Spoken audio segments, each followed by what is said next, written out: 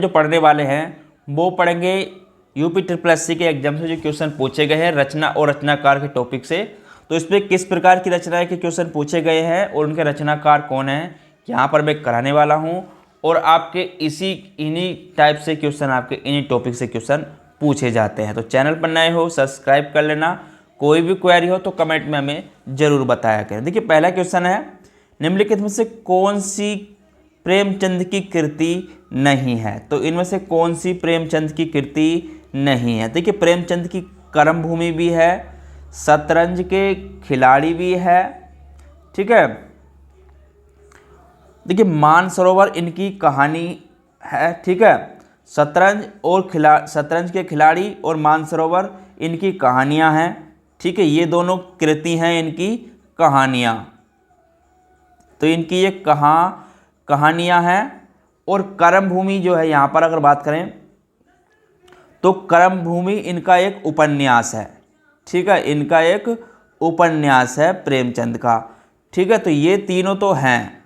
तो यहाँ पर अगर बात करें मैला आंचल की, तो मैला आंचल इनकी कृति नहीं है, ठीक है। क्योंकि ये जो उपन्यास है अगर इसकी बात करूँ तो ये फणीश्वर नाथ रेणु द्वारा रचित है, ठीक है। किसका है? फणीश्वर। ये एक उपन्यास है, ठीक है। क्या है? एक उपन्यास है। इसको यहाँ पर नोट कर लेना। और इसके जो लेखक है वो फणीश्वर नाथ रेणु हैं, ठीक है। फणीश्वर नाथ रेणु हैं इसके लेखक, फणीश्वर नाथ रेणु, ठीक है। तो इसको यहाँ पर नोट कर लेना। चलिए अगला क्वेश्चन देखते हैं, निम्नलिखित में से कौन सी पुस्तक प्रेमचंद द्वारा लिखित नहीं है। तो निम्न में से कौन सी पुस्तक प्रेमचंद द्वारा लिखित नहीं है। देखिए यहाँ पर अगर बात करें कायाकलाप प्रेमचंद की कृति है, ठीक है। और रंगभूमि भी है। देखिए यहाँ पर अगर बात करें जय पराजय, तो जय पराजय इनकी कृति, ठीक है। तो इनकी जय पराजय इनकी कृति नहीं है। तो ये जो है अगर इसकी बात करूं तो उपेंद्र नाथ अश्क का एक नाटक है, ठीक है। ये क्या है? उपेंद्र नाथ अश्क का एक नाटक है, ठीक है। उपेंद्र नाथ अश्क, ठीक है। उपेंद्र नाथ अश्क का नाटक है, ठीक है। तो यहाँ पर इसको नोट कर लेना। बाकी प्रेमाश्रम भी प्रेमचंद द्वारा लिखित है, ठीक है। और ये इनके उपन्यास हैं। क्या है? ये उपन्यास है। इनको यहाँ पर नोट कर लेना, ठीक है। ये भी उपन्यास है प्रेमचंद का लिखित का, और ये भी उपन्यास है। चलिए अगला क्वेश्चन देखते हैं, निम्नलिखित में से कौन सी रचना तुलसीदास की नहीं है। देखिए तुलसीदास की इसमें से कौन सी रचना नहीं है। तो तुलसीदास की रामचरितमानस है, कृष्ण गीतावली भी है और गीतावली भी है, ठीक है। ये तीनों रचनाएं तुलसीदास की हैं, तीनों रचनाएं तुलसीदास की हैं। लेकिन भक्तमाल, तो भक्तमाल जो है वो नाभादास की रचना है, ठीक है। किसकी है? नाभादास की रचना। तो ये नाभादास की रचना है, इसको यहाँ पर नोट करना, ठीक है। तो नाभादास की रचना है। चलिए अगला क्वेश्चन देखते हैं, हिंदी प्रथम समाचार पत्र कौन सा था। तो हिंदी का प्रथम समाचार पत्र कौन सा था। देखिए यहाँ पर अगर बात करें हिंदी का जो समाचार पत्र था प्रथम, वो उदंत मार्तंड था, ठीक है। उदंत मार्तंड था हिंदी का पहला समाचार पत्र, ठीक है।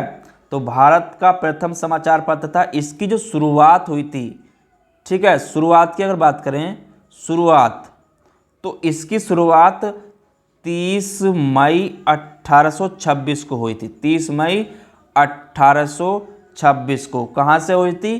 कलकत्ता से, ठीक है। तो इसको भी यहाँ पर नोट करना, कलकत्ता से। और ये साप्ताहिक था, ठीक है। कैसा था? साप्ताहिक, ठीक है। तो साप्ताहिक पत्र के रूप में इसकी शुरुआत हुई थी, साप्ताहिक पत्र, ठीक है। चलिए अगला क्वेश्चन देखते हैं, भोर का तारा। भोर का तारा एकांकी के लेखक कौन है। तो भोर का तारा एकांकी के लेखक कौन है। देखिए अगर इसकी बात करूं भोर का तारा, तो इसके जो लेखक हैं वो आपके जगदीश चंद्र माथुर हैं। ठीक है, कौन है? जगदीश चंद्र माथुर हैं, भोर के तारे के लेखक।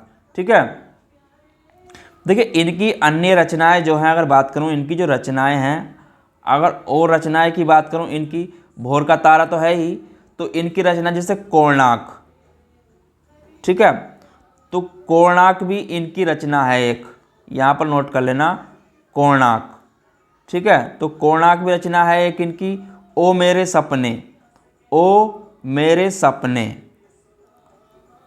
ओ मेरे सपने, तो ये भी इनकी एक रचना है। ठीक है, तो इसको भी नोट कर लेना। पहला राजा, पहला राजा, तो ये भी इनकी एक रचना है, पहला राजा। ठीक है, और एक है शारदिया, एक इनकी रचना है शारदिया, जो एग्जाम से पूछी जाती है वही मैं आपको यहाँ पर नोट कराऊंगा। ठीक है, शारदिया, तो इसको भी यहाँ पर नोट कर लेना। चलिए अगला क्वेश्चन देखते हैं।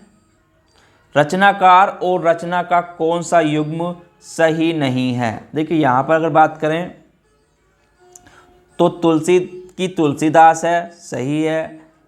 कुतुबन की मृगावती है, सही है। जायसी की यहाँ पर अगर बात करें तो पद्मावत है। देखिए तो जायसी यानी कि मलिक मोहम्मद जायसी की रचना पद्मावत है। ठीक है, अब देखिए यहाँ पर अगर चित्रावली की बात करें तो चित्रावली जो रचना है तो ये उस्मान शेख उस्मान की रचना है। ठीक है, तो चित्रावली की अगर यहाँ पे बात करूँ, चित्रावली, तो चित्रावली जो है वो शेख उस्मान की रचना है। ठीक है, शेख उस्मान की रचना, शेख उस्मान की रचना है ये चित्रावली। ठीक है, और मंजन ने, अब इनके द्वारा जो रचित है, इनके द्वारा रचित की बात को मंजन द्वारा, तो इनकी जो कृति है, मंजन की कृति, ठीक है, इनकी कृति है मधुमालती, मधुमालती। ठीक है, इनकी कृति मधुमालती है, तो इसको भी यहां पर नोट कर लेना। ठीक है, चलिए अगला क्वेश्चन देखते हैं। कछुआ धर्म और मारेसिसी मोहे कुठाऊ किसकी रचना है? कछुआ धर्म और मारेसी मोहे कुठाव किसकी रचना है? तो देखिए ये अगर इसकी बात करूं तो ये जो रचना है वो आपकी चंद्रधर शर्मा गुलेरी की रचना है। ठीक है, चंद्रधर शर्मा गुलेरी की रचना है ये। ठीक है, तो चंद्रधर गुलेरी सर की रचना है। देखिए अब यहाँ पे गुलेरी इनकी जो और रचनाएं हैं, जैसे सुखमय जीवन, इनकी और रचनाएं हैं। रचनाएं की अगर बात करूं तो इनकी रचनाएं क्या क्या हैं? तो सुखमय जीवन, सुखमय जीवन इनकी रचना है एक, और इनकी रचना है बुद्ध का कांटा। ठीक है, बुद्धू का कांटा, बुद्धू का कांटा, और है, ठीक है, और एक थी उसने कहा था, उसने कहा था, तो ये इनकी रचना है, इनको भी यहां पर नोट कर लेना। ठीक है, चलिए अगला क्वेश्चन देखते हैं। निम्नलिखित में से कौन सी रचना नागार्जुन की नहीं है? तो इनमें से कौन सी रचना है जो नागार्जुन की नहीं है? देखिए यहाँ पर अगर बात करूं तो रतिनाथ की चाची ये भी इनकी रचना है, इमरतिया ये भी इनकी रचना है, बाबा बटेश्वर नाथ, तो तीनों इनकी रचनाएं हैं। ठीक है, लेकिन दादा कामरेड की अगर बात करूं, दादा कामरेड, तो ये जो है यशपाल का पहला उपन्यास है। ठीक है, यशपाल का पहला उपन्यास है, यशपाल का उपन्यास। ठीक है, यशपाल का पहला उपन्यास है, इसको यहाँ पर नोट कर लेना। ठीक है, चलिए अगला क्वेश्चन देखते हैं। हिंदी साहित्य की भूमिका के लेखक कौन है? तो हिंदी साहित्य की भूमिका के लेखक कौन है? देखिए इसकी अगर बात करें, हिंदी साहित्य की लेखक जो भूमिका के लेखक जो हैं वो हजारी प्रसाद द्विवेदी हैं। ठीक है, कौन है? हजारी प्रसाद द्विवेदी। तो हिंदी साहित्य की भूमिका, हिंदी साहित्य का आदिकाल, हिंदी साहित्य उद्भव और विकास के लेखक आपके हजारी प्रसाद द्विवेदी हैं। ठीक है। देखिए रामचंद्र शुक्ल की अगर बात करूं तो इन्हें हिंदी साहित्य का इतिहास, चिंतामणि निबंध संग्रह, ठीक है, तो इनके जो हैं हिंदी साहित्य का इतिहास, हिंदी साहित्य का इतिहास, ठीक है, हिंदी साहित्य का इतिहास, चिंतामणि निबंध संग्रह, ठीक है, चिंतामणि जो है इनका निबंध संग्रह, चिंतामणि, तो ये इनकी हैं। और डॉक्टर रामकुमार राव की अगर बात करूँ, डॉक्टर रामकुमार वर्मा की, तो इनकी हिंदी साहित्य का आलोचनात्मक इतिहास, इनकी जो रचना है हिंदी साहित्य का आलोचनात्मक इतिहास, ठीक है, तो इसको भी यहाँ पर नोट कर लेना, आलोचनात्मक इतिहास, ठीक है। अब रामविलास शर्मा की अगर बात करूं, रामविलास शर्मा, तो इनकी रचना है प्रेमचंद्र और उनका युग, प्रेमचंद्र और उनका युग, और उनका युग, और प्रगति और परंपरा, प्रगति और परंपरा, प्रगति और परंपरा, भाषा और समाज, और क्या क्या है यहाँ पर नोट कर लेना, भाषा और समाज, भाषा और समाज, ये भी इनकी रचना है, ठीक है। और भाषा साहित्य और संस्कृति, भाषा साहित्य और संस्कृति, भाषा साहित्य और संस्कृति, ये भी इनकी ही रचना है, ठीक है, रामविलास शर्मा की। देखिए हजारी प्रसाद द्विवेदी की, तो हिंदी साहित्य की भूमिका के इन्होंने ही है भूमिका, और इनकी एक रचना और है हिंदी साहित्य का आदिकाल, ठीक है, तो यहाँ पर इनकी भी नोट कर लेना, हिंदी साहित्य का आदिकाल, हिंदी साहित्य का आदिकाल,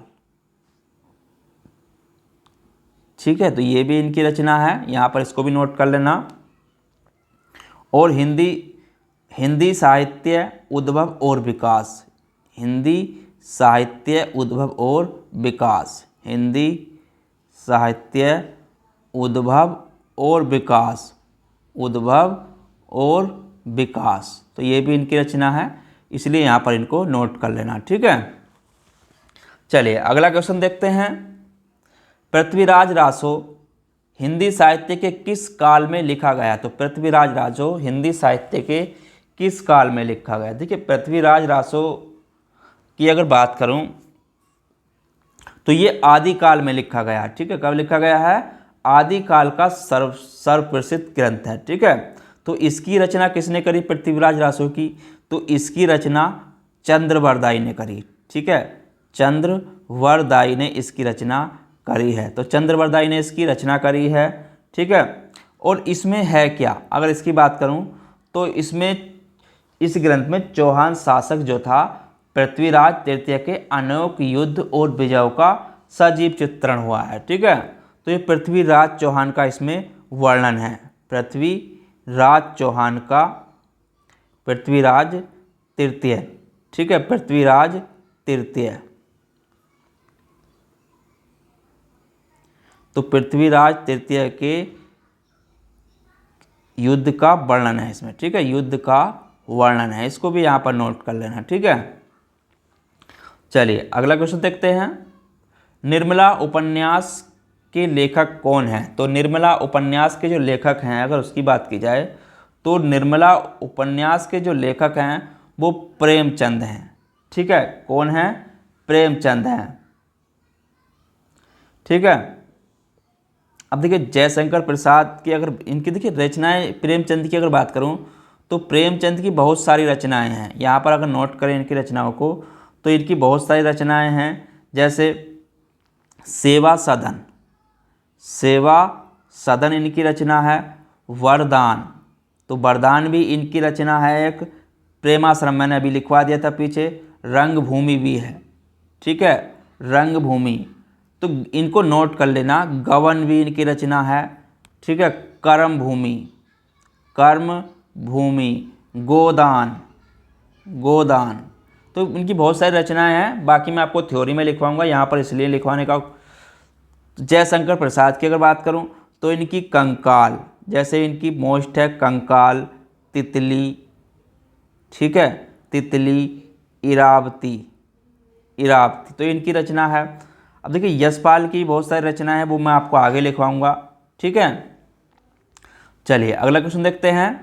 हुंकार काव्य संग्रह के रचिता कौन है? तो हुंकार काव्य संग्रह के रचिता कौन है? तो हुंकार की अगर बात करूं, हुंकार काव्य के, तो हुंकार काव्य के रचयिता जो हैं वो रामधारी सिंह दिनकर हैं, ठीक है। कौन है? रामधारी सिंह दिनकर हैं। चलिए अगला क्वेश्चन देखते हैं। निम्नलिखित में से किशोरी लाल गोस्वामी रचित कहानी कौन सी है? तो गोस्वामी द्वारा रचित कहानी इसमें से कौन सी है? किशोरी लाल गोस्वामी रचित कहानी कौन सी है? देखिए अगर इसकी बात करूं तो इसमें से अगर बात की जाए फ्लैग की चुड़ैल, तो फ्लैग की चुड़ैल जो रचना है तो ये मास्टर भगवान दास की रचना है। किसकी है? मास्टर भगवान दास। तो यहाँ पर इसको नोट कर लेना, मास्टर भगवान दास, मास्टर भगवान दास, ठीक है। तो मास्टर भगवान दास की रचना है। अगर इंदुमती की बात करूं, इंदुमती, तो इंदुमती जो है ये किशोरी लाल की रचना है, ठीक है। इंदुमती किशोरी लाल गोस्वामी की रचना है, तो इसको यहाँ पर नोट कर लेना, इंदुमती किशोरी लाल गोस्वामी की रचना है। देखिए पंडित और पंडिताइन, अगर इसकी बात करूँ पंडित और पंडिताइन, तो ये गिरिजा दत्त बाजपेयी की रचना है, ठीक है। तो यहाँ पर इसको नोट कर लेना, ये गिरिजा दत्त बाजपेयी की रचना है, ठीक है। गिरिजा दत्त बाजपेयी, तो ये गिरिजा दत्त बाजपेयी की रचना है। 11 वर्ष का समय, अगर इसकी बात की जाए 11 वर्ष का समय, तो आचार्य रामचंद्र शुक्ल की रचना है, ठीक है। आचार्य रामचंद्र शुक्ल की रचना है, ठीक है। आचार्य रामचंद्र शुक्ल की रचना है 11 वर्ष का समय, ठीक है। तो इसको भी यहाँ पर नोट कर लेना। चलिए अगला क्वेश्चन देखते हैं। हिम तरंगिनी किसका महाकाव्य है? तो हिम तरंगी जो है किसका महाकाव्य है? देखिए हिम तरंगिनी की बात करूं तो ये माखनलाल चतुर्वेदी का काव्य है, ठीक है। तो माखनलाल चतुर्वेदी का काव्य संग्रह है। इसकी जो रचना हुई थी, अगर बात करूं इसकी रचना, तो इसकी जो रचना हुई थी 1949 में, ठीक है। तो 1949 में की गई थी, और इसके लिए, ठीक है, इसी के लिए इन्हें माखनलाल चतुर्वेदी को साहित्य अकादमी सम्मान प्रदान किया गया था, ठीक है। इसके लिए यहाँ पे अगर बात करें इसके लिए, तो इसके लिए इन्हें साहित्य अकादमी, इसके लिए साहित्य अकादमी सम्मान, ठीक है, साहित्य अकादमी सम्मान, ठीक है। तो सम्मान इनको दिया गया था, तो यहाँ पर इसको नोट कर, सम्मान प्रदान किया गया। कब किया गया? 1955 में, ठीक है, 1955 में। चलिए अगला क्वेश्चन देखते हैं। आधुनिक ढंग से पहला एकांकी किसे माना जाता है? तो आधुनिक ढंग से पहला एकांकी किसे माना जाता है? देखिए आधुनिक ढंग से जो पहला एकांकी के रूप में स्वीकार किया गया था वो बादल की मृत्यु को किया गया था। किसे किया गया था? बादल की मृत्यु को, ठीक है। देखिए ये अगर इसकी बात करूं तो ये किसकी थी? राजकुमार वर्मा की, ठीक है। तो ये राजकुमार वर्मा की रचना थी, ठीक है। तो ये राजकुमार वर्मा की रचना थी, यहाँ पर इसको भी नोट करें, ठीक है। राजकुमार वर्मा की रचना थी, ठीक है। कब करी गई थी? तो राजकुमार वर्मा ने 1930 में इसकी रचना करी थी, 1930 में। ठीक है, तो इसको भी यहाँ पर नोट कर लेना। अब देखिए यहाँ पे अगर बात करें एक घूंट, तो एक घूंट जो है ये जो रचना है, तो एक घूंट जयशंकर प्रसाद द्वारा। ठीक है,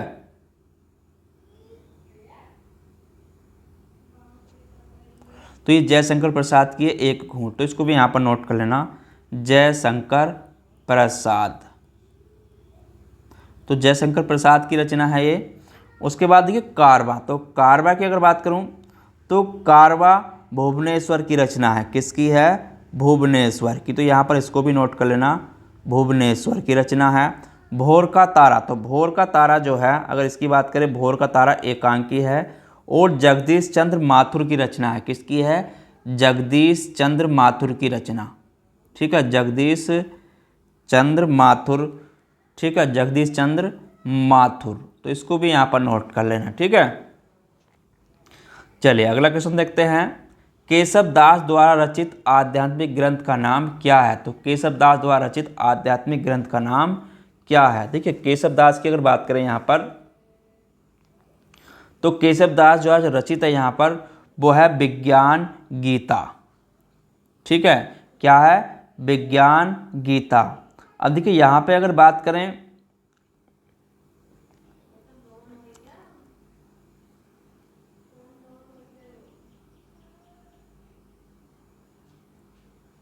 अब देखिए यहाँ पे अगर एक चीज देखेंगे, कवि प्रिया और रसिका प्रिया, अगर इन दोनों की बात करूं, कवि प्रिया, रसिका प्रिया, तो इनके, तो ये किसके हैं? ये देखिए यहाँ पर अगर बात की जाए इनके, तो यहाँ पे जो रसिका प्रिया और कवि प्रिया कवि शास्त्रीय ग्रंथों के रूप में केशव दास के साहित्य की शोभा बढ़ाते हैं। ठीक है, तो ये साहित्य हैं, यहाँ पर जिसको नोट कर लेना। तो रामचंद्रिका राम के चरित्र पर आधारित काव्य है। ठीक है, रामचंद्रिका काव्य है ये। ठीक है, तो रामचरित्र पर आधारित काव्य है। इसके जो लेखक हैं, तो केशव दास ने तुलसीदास के रामचरितमानस की प्रतिस्पर्धा में एक रात्रि में इसे पूर्ण कर दिया था, रामचंद्रिका को। ठीक है, तो ये काव्य है और ये साहित्य हैं इनके, तो यहाँ पर इस चीज़ को भी नोट करना। ठीक है, ये काव्य है और ये साहित्य है और ये आपका ग्रंथ है। ठीक है, आध्यात्मिक ग्रंथ है। चलिए अगला क्वेश्चन देखते हैं। ज्ञानदीप किसकी रचना है? तो ज्ञानदीप किसकी रचना है? देखिए यहाँ पे अगर बात करूँ ज्ञानदीप की, तो ज्ञानदीप शेख नबी की रचना है। किसकी रचना है? शेख नबी की रचना है ज्ञानदीप।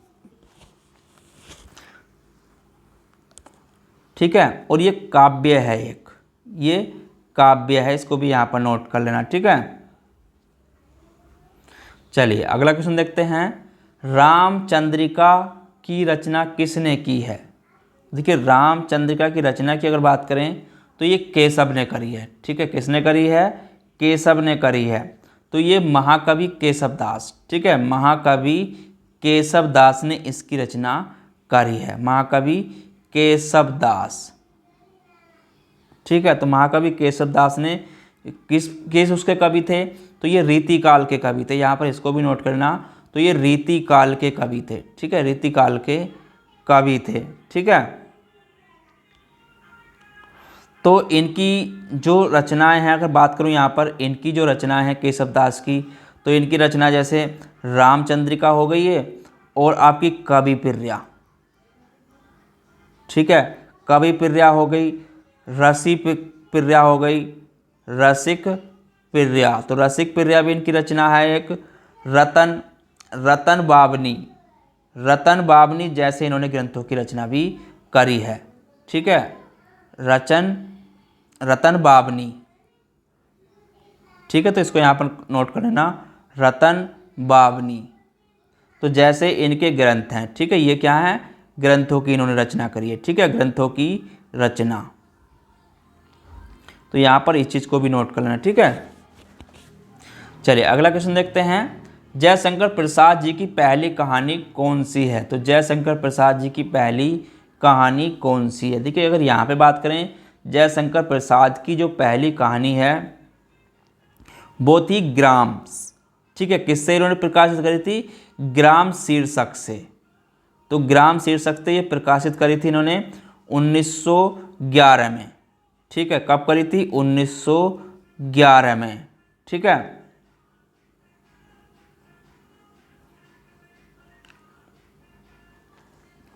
चलिए सीता वनवास, सीता वनवास से संबंधित एक जो काव्य है वो कौन सी है? तो सीता वनवास से संबंधित एक काव्य रचना कौन सी है? तो सीता वनवास की अगर यहाँ पे बात करें, देखिए तो सीता वनवास से जो संबंधित काव्य है वो आपका प्रवाद पर्व है। ठीक है, कौन सा है? प्रवाद पर्व। तो सीता वनवास से संबंधित काव्य है। ठीक है, और इसमें देखिए ये जो रचना है, अगर इसकी बात करूं सीता वनवास से, तो अगर इसकी बात की जाए तो इसमें कवि नरेश मेहता ने, यानी कि सीता वनवास में इसके कवि कौन है? नरेश मेहता, श्री नरेश मेहता। ठीक है, नरेश मेहता ने सीता के चरित्र पर धोबी द्वारा लांछन लगाने पूर्व में सीता के हुए अनुचित व्यवहार से संबंधित तथ्यों का द्वयनात्मक वर्णन किया है। ठीक है, तो इसको भी यहाँ पर नोट कर लेना। तो आज के टॉपिक में इतना ही इस टॉपिक से रिलेटिव। ठीक है, कल मैं इसमें और आगे के क्वेश्चन कराऊंगा जो आपके क्वेश्चन पूछे गए हैं। तो सारे क्वेश्चन जितने भी अधिकतर क्वेश्चन पूछे गए हैं तो सारे कराऊंगा, कोशिश करूंगा कंप्लीट होएं। ठीक है, तो चैनल पर नए हो सब्सक्राइब कर लेना। कोई भी क्वेरी हो तो कमेंट में हमें ज़रूर बताया करें। तो चलिए फिर मिलते हैं कुछ नए क्वेश्चनों के साथ कल। तो जब तक के लिए धन्यवाद।